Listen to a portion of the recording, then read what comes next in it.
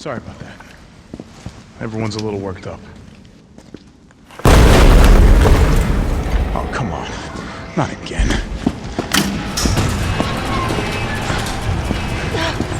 It's me he's after. Hey.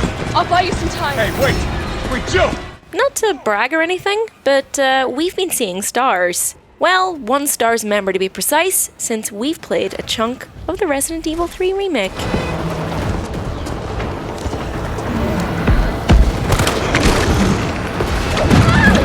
And would you believe it, being back in downtown Raccoon City as the ultimate stars babe and patron saint of sandwiches, Jill Valentine, was both very exciting and utterly terrifying.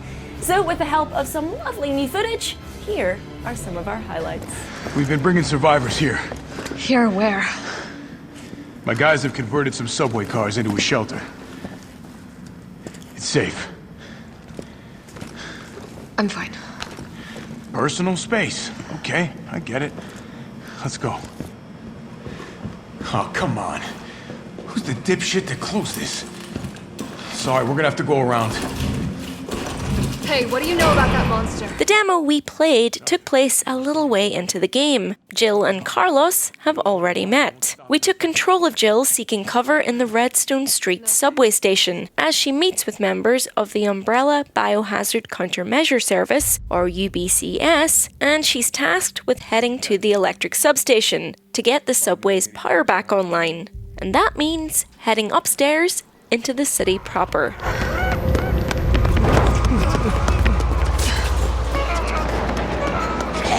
More survivors. We've got to get that train moving.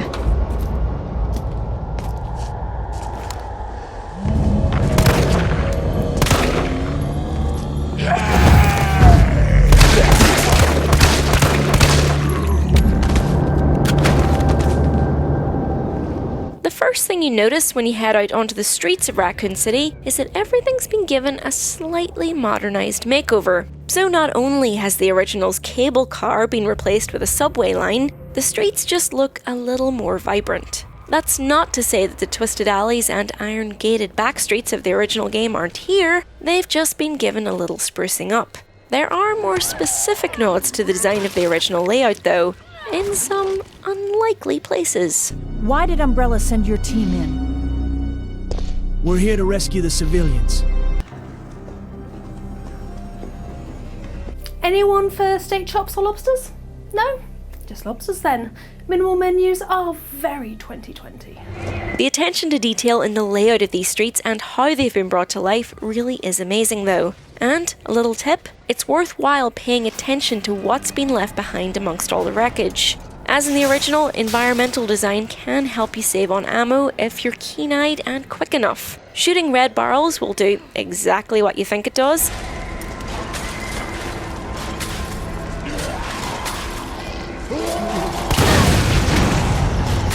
And shooting sparking generators will unleash a big old electric shock that'll stun enemies in its vicinity. These are super useful, as you can see, but perhaps best left for one big enemy in particular.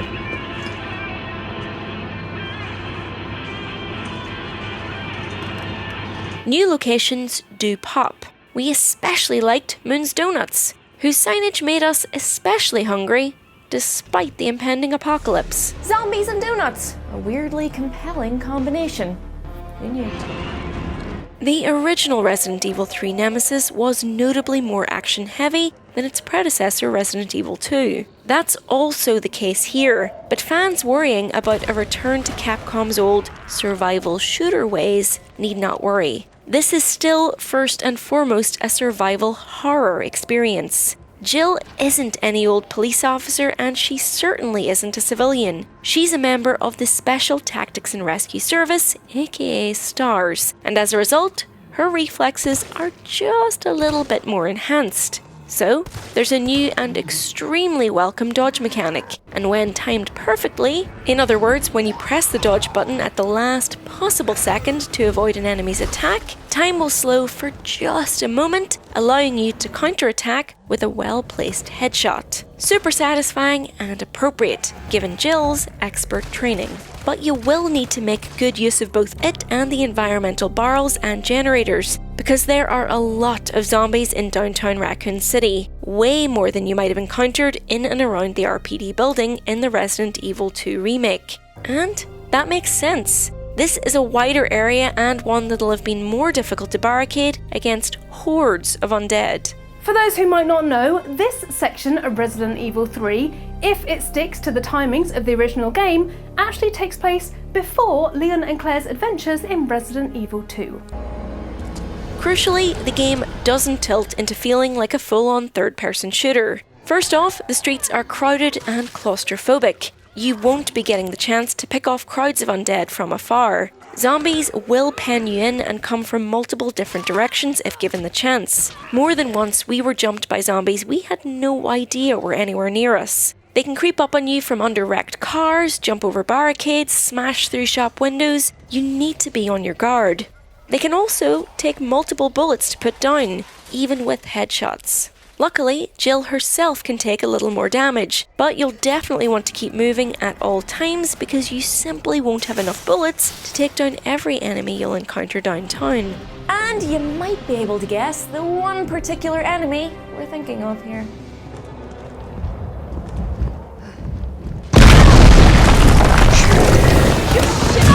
Here's this guy. Nemesis is every bit as scary as he should be, and even veteran Resident Evil players will be hard-pressed not to panic once he shows up on the scene. Towering over Jill and making Mr. X look like an absolute nobody, Nemesis will lay the smackdown with his fists and use his gross tentacles to grab, swipe and reel Jill in from afar. Even when you think you've got some distance, he can leap across entire areas to cut you off, forcing you to either make use of that 180-degree turn to flee, or to try and dodge past him. The whole effect is utterly terrifying and disorienting, especially when there are other zombies around. And let's just take a moment to appreciate his new design. Although some people are still unsure of his new face, and fair enough, we really like his new body design. It's a similar silhouette to his original look, but taking a closer peek, you can see that he's basically a hulking mound of mouldering flesh barely held together by a load of body bags and caution tape hastily stapled together. It's cool to note the protective covering on his heart too. We'll see how much use that does him in the long run. Nemesis isn't the only enemy that's been redesigned, however, to our great delight and disgust. Drain Deimos, parasitic flea-like enemies from the original Resident Evil 3 game return. But they've got a few new tricks up their sleeve and, dare we say it, they're way deadlier than before. In a particularly stressful section of the demo we played, Jill has to navigate the electrical substation, which has become a nest to a huge host of Deimos, which pursue her relentlessly from the walls, floors and ceilings as she has to activate transformers in order to get the power back online. If the monsters manage to grab her, they'll shove a hideous proboscis down her throat in a particularly gruesome animation and plant a parasite in her stomach, forcing you to use a herb or a first aid spray to make Jill puke it back up before she succumbs and dies.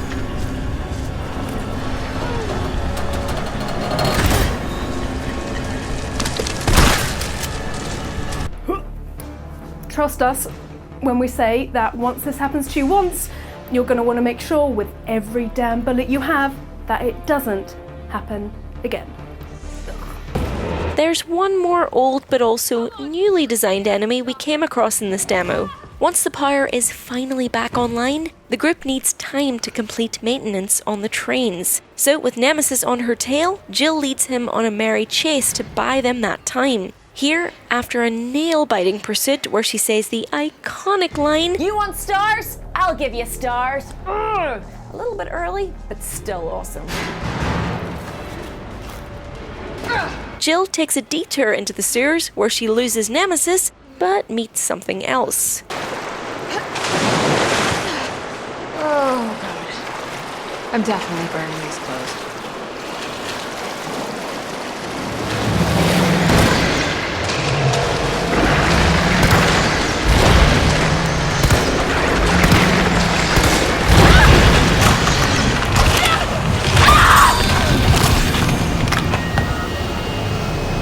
Introducing the new and debatably improved Hunter Gamma. Despite looking less like a frog and more like an uncooked chicken these days, the Hunter Gamma is absolutely not a pushover. It's capable of killing you instantly if it gets too close. You'll encounter these slimy boys several times down in the sewers, and they can be extremely tricky to deal with if you don't have the appropriate flame grilling equipment. I think I was glad to see Nemesis again after those guys.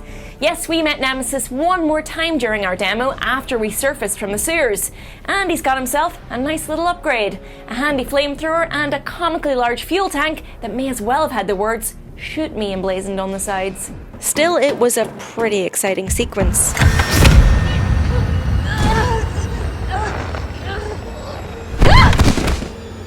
Nemesis basically chased us the whole way through a building site, forcing us to climb higher and higher up the unfinished structure as he slowly set everything around us alight.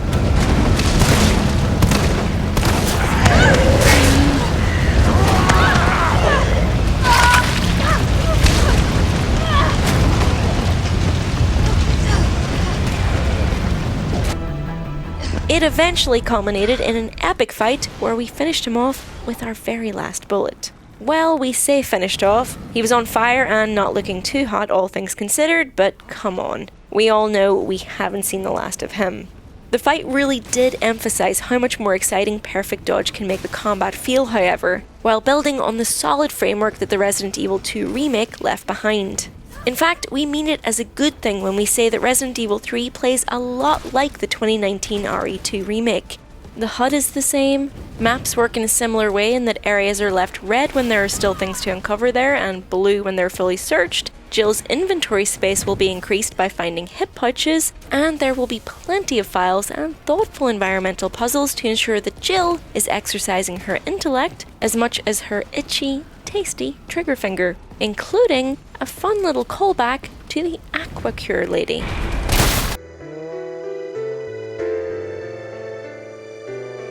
No spoilers, but that was a fun little callback. Also, although we can't say for sure whether they've been excluded entirely, it's worth mentioning that in the section of the Resident Evil 3 remake demo that we played, there were no live selections.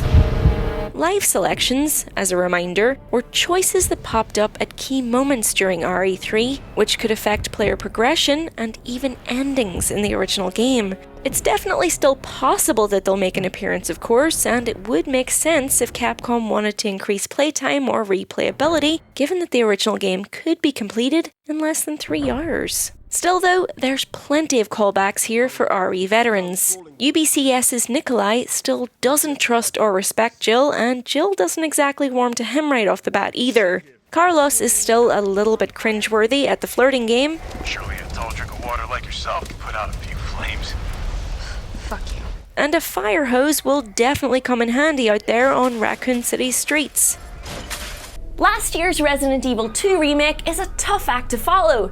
Capcom has set itself a very high standard with both new and old RE fans alike, and so far, it looks like old Nemi might just live up to expectations. Are you kidding me? Are you fucking kidding me? You guys are the ones who caused all of this! Whoa. We're still curious as to how Carlos's playable sections will be expanded upon, and how the game will just be made bigger in general. But what we can safely say is that all the new enemies we've met so far are giving us the fear already. If RE3 can just deliver on hunter betas, gravediggers and giant spiders now, then all of our wildest nightmares will come true. Yay? I'm dreading it already. Make sure to subscribe to Eurogamer if you haven't already for the latest on Resident Evil 3 Remake and other awesome games. We release a new video every single day, so there's always something to watch. Until then, we're off to practice our lockpicking because we gotta be worthy of the master herself. You, on the other hand, can unlock one of the videos on screen now just by clicking on them. We'll see you next time. Bye!